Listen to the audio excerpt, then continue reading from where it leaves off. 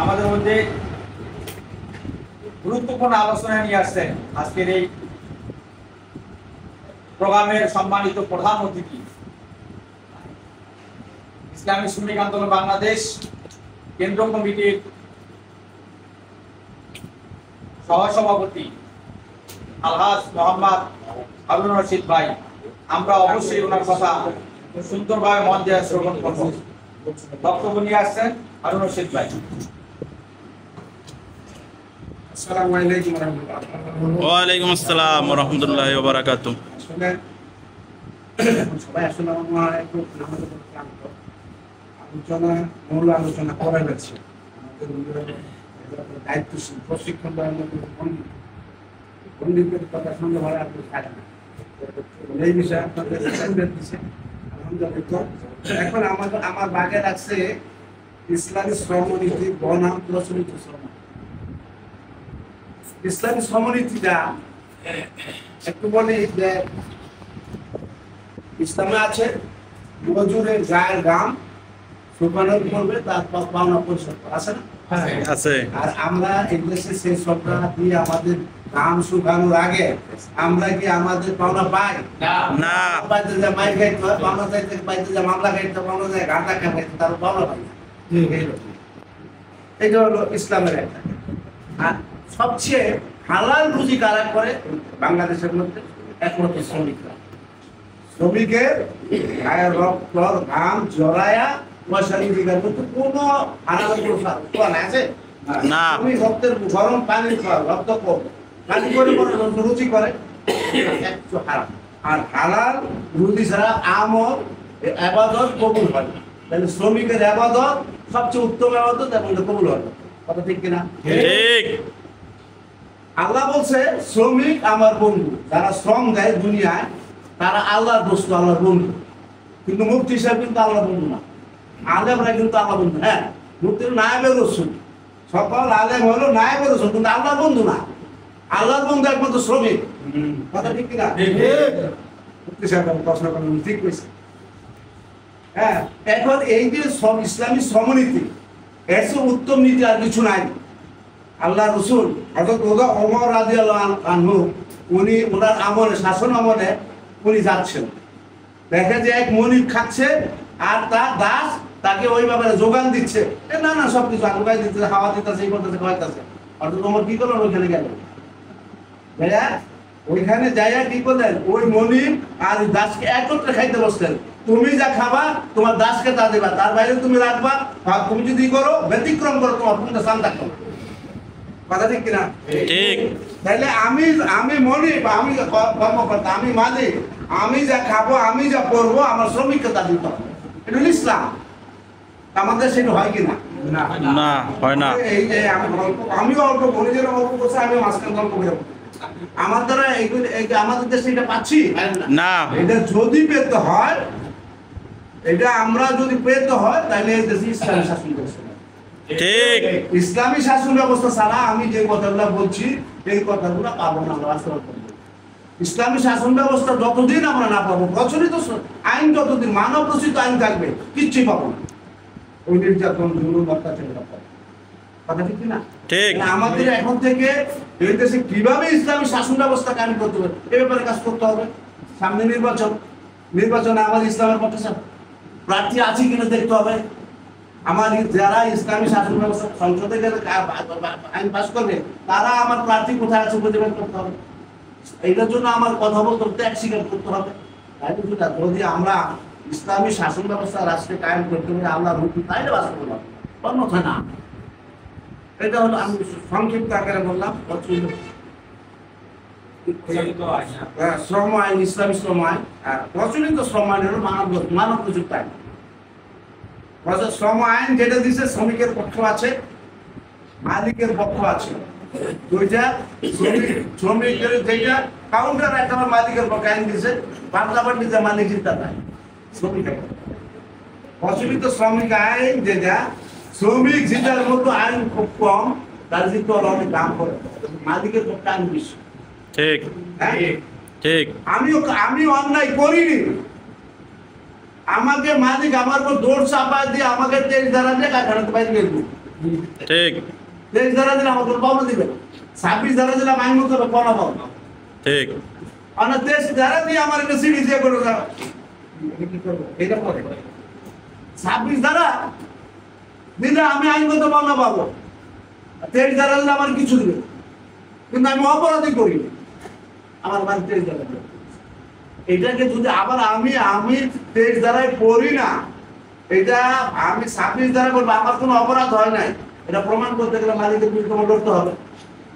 আমার পক্ষে আইন আছে, কিন্তু আমার জন্য আইনের দায়িত্ব নিলে মালিকের খরচ হবো কাপড় খরচ 20 টাকা, মালিক তো ফোনে ফোনে কথা বলবে, আমার তো লোক ধরতে উকিল ধরতে নেতা ধরতে এই হলো ব্যবস্থা। এখন প্রত্যেক জায়গায় পরিবহনের শ্রমিকরা যখন গাড়িতে তোলে তখন তার প্রাণটা দিয়ে দেয়। দেখো এখন আমি আবার যদি বেঁচে থাকি তাহলে ফিরে আসবো না আসতে পারে, জানো এটা দুর্ঘটনা, যে কোনো অ্যাক্সিডেন্ট হতে পারে। পরিবহনের জীবনটা তার হাতে নিয়ে গাড়ি কারখানা চালায়, গাড়ি চালায়, পরিবহন সবচেয়ে রিস্কি, অত্যন্ত কি বলে ঝুঁকিপূর্ণ কাজ। তারপরও দেখা যায় আপনার পাওনা পান না, আপনার বিরুদ্ধে অন্যায়, আপনাকে বলে আপনার টেনশন, আপনার বলে আপনি টাইম পিছিয়ে চালান, আপনার বলে আপনি এটা করবেন না, আমাদের ড্রাইভারে অপবাদ দেয় না, মানে অপবাদ দেয় তো ঠিক অথচ ড্রাইভার এই কাম করে না, কিন্তু মালিক তাকে কাজও করার জন্য, দুর্বল করার জন্য এইসব অপবাদ দিয়ে তাকে চাপ সৃষ্টি করে। এরপরে কি বলে আপনার আপনার আপনার এক জায়গায় আইটে গেছেন, ওই যে আগে সেক্রেটারি তখন বলতো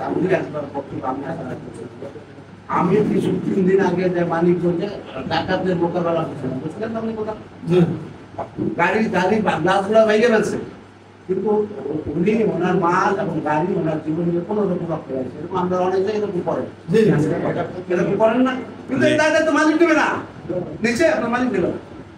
উনি আর বলবেন তোমার মিথ্যা কথা, মালিক আপনাকে কি বলবে এটা মিথ্যা কথা, আমার গাড়ি করতে বছর লাগছিল, এলাকায় বলছো টাকা টাকা করা নেই, ক্ষতিপূরণ দাও, ঠিক এই ক্ষতিপূরণ তুমি দাও, এটা পানি মালিক আপনাকে ঠিক বলে। এখন এইগুলির মোকাবেলা করার জন্য সবচেয়ে বড় শক্তি হলো আমাদের এখন বর্তমান শক্তি ঐক্য। আমরা আমাদের এইটার বিরুদ্ধে লড়তে হলে বড় শক্তি কি ঐক্য। পরিবহন সেক্টরে শ্রমিকের সংখ্যা কম না, প্রায় 1 কোটি না হলো 80-70 লক্ষ আছে, 60-70 লক্ষ আছে সব মিলাই, কিন্তু 60-70 লক্ষ শ্রমিক আপনার তো আপনি ডাক দিলে আপনার এই কমিটিতে ডাক দেন 10,000 একত্র করতে পারবেন, তো 70 লক্ষ শ্রমিকের কথা বলবে 10,000 একত্র করতে পারবেন, তাহলে আপনার সমস্যা সমাধান হবে কি করে? মালিকরা কিন্তু একটা ফোন দিলে সব মালিক একত্র হয়ে যায়, হ্যাঁ ঠিক একটা ফোন দিলে সব মালিক একত্র হয়, কিন্তু শ্রমিক একত্র হতে পারে না। এটার মধ্যে তারাই কিন্তু লেখা আছে আপনার বিরুদ্ধে আরেকটা কমিটি ডাক করেন, আপনার বিরুদ্ধে আরেকটা প্রতিপক্ষ ডাক করেন, এটা মালিকদের পক্ষ। আপনি এক জায়গায় থাকেন, কিন্তু সরকার মালিক চায় না, সরকারও চায় না, মালিকও চায় না, ঠিক হ্যাঁ। এটা আমরা এই বিষয়টা বুঝি না, যে আমরা যদি সব শ্রমিক এক হই তাহলে সরকার আমার কথা কাজ করবে, মালিক আমার কথা কাজ করবে, আমি যেটা বলবো এইটা সরকারের সঙ্গে মানতে পারবো, ঠিক আর যতদিন আমরা অনৈক্য থাকবো আর মালিক যেটা বলবে ওইটা, আমরা নিজেরা এক হলে আমরা যেটা বলবো ওইটা, ঠিক আর আমরা যদি অনৈক্য থাকি মালিক যা বলবে ওইটা আইন। আমাদের কোনটা লাভ? ঐক্য। এখন ঐক্য আমরা করতে পারবো কিনা? ঐক্য আমাদের করতে পারবো কিনা? যদি ঐক্য করতে পারি মালিক আপনার পিছিয়ে ঘুরবে, মালিক আপনার পিছিয়ে ঘুরবে, সরকার আপনার পিছিয়ে ঘুরবে। যেমন একটা ইউনিয়ন আছে আপনার পরিবহনে, ট্রেন লরি আছে না, আছে ট্রেন লরি সম্পর্কে জানে, এটা সর্বদেশ না জানবে, ট্রেন লরি কিন্তু এরা কিন্তু এক, ওরা যেটা বলে সরকারের কাছে আদায় করে, ট্রেন লরি আলাদা যা বলে সরকারের কাছে আদায় করে, কিন্তু সব ট্রেন লরি যে বলে কার কাছে সাপ্লাই দিতাম না, তাহলে কোনো একটা ট্রেন লরি গাড়ি একটা গাড়িও বাড়ি। ঠিক এখন এই ট্রেন লরি চালায় বিমান চালায় দিলে ট্রেন লরি চালাবো, ট্রেন লরিতে না দিলে বিমান চলবে না, হ্যাঁ বিমানের তেল ট্রেন লরিতে যায়, ট্রেন লরি যে 1-2 দিন বন্ধ হয়ে যায় তাহলে সব শেষ। এই জন্য ট্রেন লরি কিন্তু ইউনিট আছে একটা, আর আপনাদের পরিবহনের মধ্যে অনেক যদিও একটা আছে সরকার মালিক মিলাইয়া রাখছে একটা পরিবহন ওই যে তরঙ্গ কমপ্লেক্স, এটা তো এটা শ্রমিকের কোনো না, এটা চাঁদাবাজির জন্য। চাঁদাবাজির জন্য। ঠিক ঠিক এটা হলো চাঁদাবাজির জন্য, শ্রমিকের জন্য কিছু না। আমি সবাই চিনি এটা চাঁদাবাজি। ওরা দেখেন যখন এই চেয়ারে আসে তখন চেয়ারাটা কালা, স্বাস্থ্যটা হালকা, চেয়ারটা তোর নামে তখন চেয়ার হয়ে যায় মোটা, চেয়ারা যে ব্লেস হয়ে যায় জন্মল করে চেয়ার হয়ে যায় মোটা, কিন্তু আপনি হারাম হওয়ার কাজ। ঠিক শ্রমিকের পয়সা নির্যাতিত পয়সা ওরা খাইয়া দিনের টাকার দোকান কইরা চেয়ারের নষ্ট করে এটা নিজের থেকে বলতে কি পাবে আল্লাহ কোন জায়গায় যাবে। শ্রমিকের এই নির্যাতনা হালাল রুজির পয়সা যারা লুটপাট করে যারা নেয় তারা তো আল্লাহ জব দিয়ে শেষ করতে পারে, জব দিয়ে শেষ করতে পারবে। অর্থাৎ প্রচলিত শ্রম আইন মোতাবেক আমাদের এখন যেহেতু আমরা ইসলামী শ্রমনীতি বাস্তবায়ন করার আমরা এই মুহূর্তে পর্যন্ত অবস্থা এখন আছে মানব রচিত আইনের শ্রমনীতি আমাদের বাস্তবায়ন এর পক্ষে আমাদের থাকতে হবে। আমরা যদি সমৃদ্ধ ইসলামী শাসন ব্যবস্থা কায়েম করতে পারি তাইলে আমার ইসলামী শাসন ব্যবস্থা পাবো, যতক্ষণ না পারি তখন প্রচলিত শ্রমনীতি থাকতে হবে। তাহলে আপনার কি করতে হবে? মোটর শ্রমিক আন্দোলনটাকে রেজিস্ট্রেশন করতে হবে। আপনাদের এখন যেটা আছে এটা রেজিস্ট্রেশন না আছে না, এটা রেজিস্ট্রেশন না করলে আপনাকে আইনত একটা অধিকার পাইলেন না। এটার জন্য প্রথম যেটা শর্ত এটা হলো যে ডিফর্ম। এই ডিফর্ম আপনারা পূরণ করতে আগে ছিল আপনারা সারা দেশে ডিফর্ম একত্র করে একটা ইউনিয়ন করতে পারতেন পরিবহন। এখন তা না, এখন পরিবহনের জন্য ফেডারেশন যেটা করবেন সেটা কাউন্সিলের ভিত্তিক 5-6টা ইউনিয়ন লাগবে, 5টা জেলা 4টা জেলা 5টা ইউনিয়ন করলে ফাইনালি একটা ফেডারেশনের জন্য জমা দিতে পারবে। এখন এটা আমার সাথে সমস্যা বই নিচে 5টা লাগবে আর সব জেলায় আপনাদের কাজ চলছে।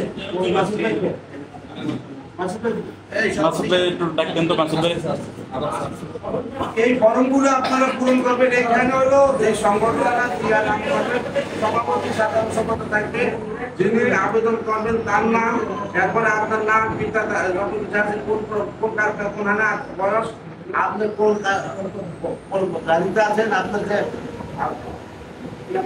লাইসেন্স আছে একটা ড্রাইভিং লাইসেন্স, গাড়ি চালক লাইসেন্স আছে, লাইসেন্স নাম্বার আপনাদের দিয়ে এইখানে স্বাক্ষর করবেন। এই ফর্মটা দেওয়ার পর আপনারা দিয়ে যাবে, যেমন মনে করেন নারায়ণগঞ্জ কমিটি করবে, নারায়ণগঞ্জ জেলাকে কমিটি বানাতে হবে এবং গঠনতন্ত্র লাগবে, রেগুলেশন লাগবে। এই ফর্মগুলো তালিকা করতে হলো, করে নারায়ণগঞ্জ জেলা অফিসে জমা দিতে হবে। ডাক্তার ব্যাপারে 55 দিন সময় নেবে, তারা পরীক্ষা নিরীক্ষা করে 10-15 দিনের মধ্যে আপনাকে ইউনিয়ন দিয়ে দেবে। তাদের সাথে কথাবার্তা আমি সব ঠিক করতেছি, কিন্তু এই ফর্মটা অবশ্যই আপনাকে পূরণ করতে হবে। এই ফর্মটা পূরণ না করলে কোনো কাজ হবে না। আপনাদের যেটা এখন যে সদস্য ফর্ম যেটা আপনারা করতেছেন সেটা আপনাদের সংগঠন পরিচালনা রেজিস্ট্রেশনের জন্য এটা রাখতে হবে। আগে ডি ফর্ম ছিল, এখন ডি ফর্মটা সংশোধন করে এখন করা হচ্ছে 55 পদ। আগে ছিল ডি ফর্ম, আগের ইয়ার সাথে পরিবর্তন, আগে যে ডি ফর্ম ছিল সেই এখন 55 পদ। এটা আপনারা এখন এটার পরে আপনারা যখন 5টার মতো ইউনিয়ন করতে পারবেন তখন আপনারা কেন্দ্রীয় ফেডারেশন করতে পারবেন, সেক্টর ভিত্তিক ফেডারেশন করতে পারবেন। এটা যতদিন না করতে পারবেন ততদিন পর্যন্ত আইন বলতে পারবে। ওই যে বলছিল উনি যে আমরা একটা সাংবাদিক সম্মেলন করবো, তার নিয়ে ছিলেন না, সাংবাদিক সম্মেলন করতে পারবেন, কিন্তু সরকার আপনাদের ডাকবে ধর্ম কমপ্লেক্স, তরঙ্গ কমপ্লেক্সের ডাকবে। আপনার তো রেজিস্ট্রেশন না, আপনার ডাকবে, আপনার রেজিস্ট্রেশন ডাকবে, আবার ডাকবে সরকার, আপনার পিছিয়ে করবে, সবকিছু বন্ধ করে দেন, সারা দেশ লোক কলাপস করে দেন, যেতে পারতেন না। ওইখানে কোনো আইন লাগে যদি সরকারে একত্র করতে পারে তাহলে আপনাকে ডাকবে যে ভাই তোমার কি হয়েছে, এই কাজ হয়েছে, এটা সমাধান করবো, আসলে আলোচনা। আর নাইলে শুধু সাংবাদিক সম্মেলন করলে আপনাকে ডাকবে। এখন আবার তখন আবার ডাকবে, আর দ্বিতীয় আরেকবার ডাকবে যদি আপনার রেজিস্ট্রেশন নাম্বার হ্যাঁ? আপনার নাম্বার রেখে যদি আপনার সাংবাদিক সম্মান করে দেন তখন আপনাকে ডাকবে তরঙ্গওয়ালা ওরা আবার কারা আছে তার টাইম এখন তো মিলা ছিল কি করা যাবে ব্যবস্থা করি মিলে ছিল আমরা ব্যবস্থা করি হ্যাঁ? এখন আর নইলে সারা দেশের যদি আপনি শক্তি অর্জন করতে 70 লক্ষ শ্রমিক সব যদি নামাই দিতে পারেন সরকার নামবো মালিক এখন সব আপনি কি দিতে এই শক্তি আমরা পাবো না পারবো তাহলে আমাকে আপাতত কি করতে হবে রেজিস্ট্রেশনের জন্য তোড়জোড় কাজ করতে হবে তো এটা আপনারা করবেন কতদিনের ভিতরে এটা কি চিন্তা ভাবনা করছেন করা জি রেজিস্ট্রেশন করবেন আপনাদের ইচ্ছা আছে জি আছে এই বিষয়ে যত সহযোগিতা লাগে আপনাদের রেজিস্ট্রেশন করার জন্য